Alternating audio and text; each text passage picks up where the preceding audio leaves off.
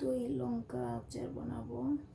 তো এখানে কাঁচা লঙ্কা, রসুন, সর্ষে, হিং, আর আছে গোটা জিরে, গোটা ধনে, গোটা মেথি, কাঁচা লঙ্কা বাটা, টক দই, গোটা কালো জিরে, মৌরি, আর আছে পাঁচফোড়ন। তো আরও কিছু জিনিস, কয়েকটা জিনিস লাগবে, যেমন সর্ষের তেল, নুন, হলুদ, লঙ্কা পাউডার, এগুলো আমি নিয়ে নেব। এখন আমি প্রথম লঙ্কাগুলো কেটে নিচ্ছি। তো চলো।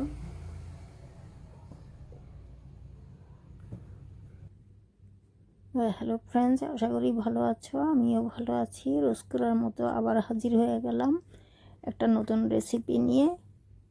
তো আজকে রেসিপিতে আমার দই লঙ্কা।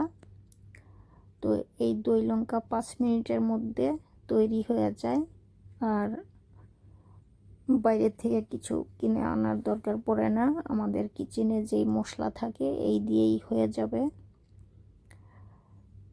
তো আমি এখানে লঙ্কাগুলো বোটা ছাড়িয়ে ধুয়ে নিয়েছি। এখন আমি মাঝখান দিয়ে কাঁচি দিয়ে কেটে নেব। আর রসুন নিয়েছি আমি এখানে 50 গ্রাম। রসুনের কোষগুলো যেগুলো বড়, মাঝখান দিয়ে আমি দুভাগ করে দিয়েছি, আর যেগুলো ছোট সেগুলো আমি গোটা রেখেছি।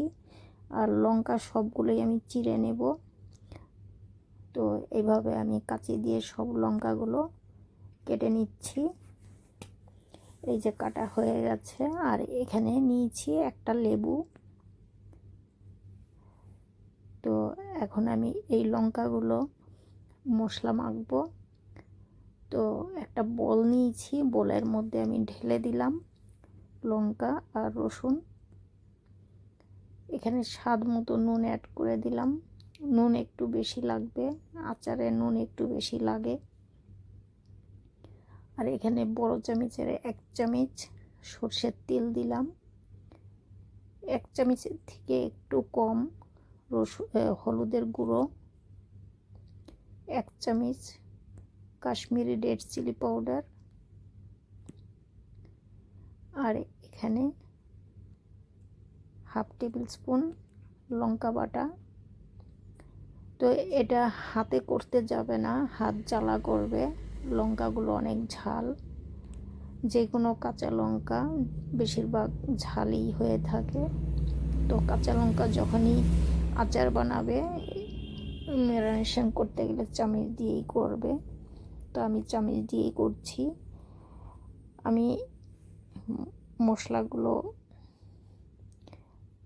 কাঁচা লঙ্কায় মিক্সড করে সাইডে রেখেছি ঢেকে। আর এখানে পাঁচফোড়ন ভেজে নিব। এখানে 1 টেবিল স্পুনের মতো পাঁচফোড়ন আছে। এই পাঁচফোড়নে, রেডিমেড পাঁচফোড়নে একটু কমই থাকে মৌরি আর গোটা ধনে। তো কম আছে বলে আমি এখানে একটু অ্যাড করে দিলাম, হাফ চামচ করে।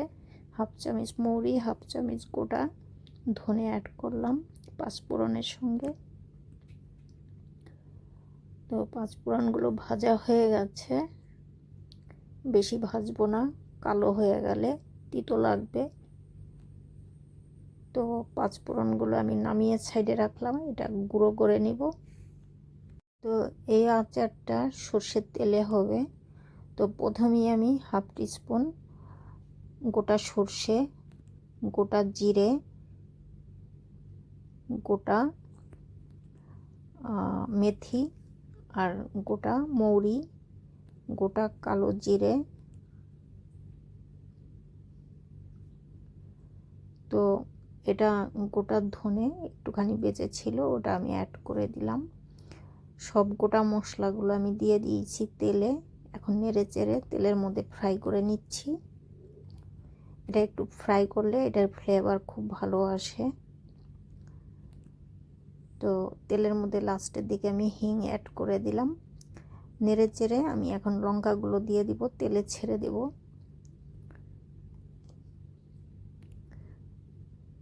তো এই যে মশলা মেখে রেখেছিলাম, এই লঙ্কাগুলো এখন আমি তেলে ছেড়ে দিচ্ছি।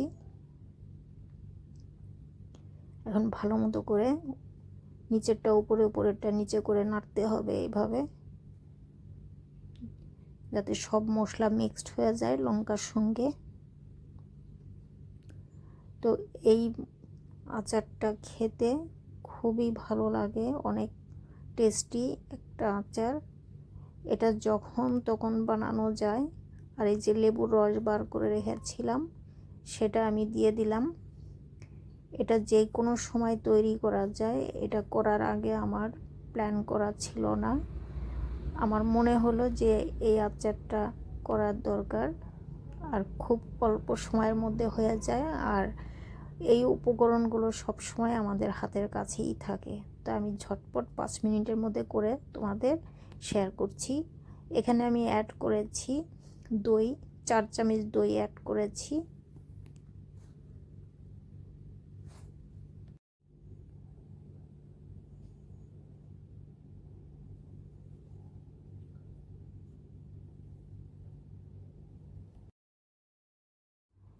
তো যত উপকরণ দেওয়ার ছিল সব মশলাগুলো আমার দেওয়া হয়ে গেছে।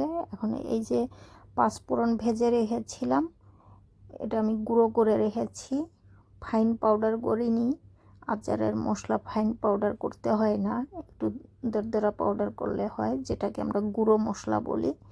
তো একটু গুঁড়ো করে নিয়েছি, সেটা আমি অ্যাড করে দিলাম। এখন আমার মনে হচ্ছিল এখানে 1.5 চামচ দেবো, কিন্তু 2 চামচ ছিল, আমি পুরোটাই দিয়ে দিলাম। আচারে একটু মশলা বেশি হলে ভালো লাগে। তো এটা পরোটা, রুটি, ভাত, ডাল ভাতের সঙ্গে খুব ভালো লাগে। রুটি, পরোটা সব কিছুর সঙ্গেই এই আচার ভালো লাগে খেতে। যখন আমরা দোকানে